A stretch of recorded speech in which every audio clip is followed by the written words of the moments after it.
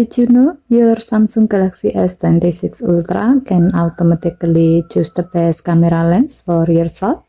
Instead of manually switching between lenses, the camera can intelligently select the most suitable one depending on the zoom level, lighting condition, and distance to your subject. Let me show you how to enable this feature. First, open the Camera Assistant app. Under the lens and zoom section, find auto lens switching, then turn the switch on. When this option is enabled, your phone's camera will automatically switch between lenses to capture the best possible image as you zoom or frame your subject. For example, it may switch lenses when the lighting changes or when your subject is closer or farther away. If you prefer to control the lens manually, you can simply turn this option off.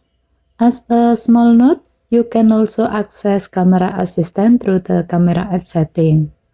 And that's how you let the Samsung Galaxy S26 Ultra camera automatically choose the best lens for your photos. Okay, thank you for watching. Please help to like and subscribe. Have a nice day.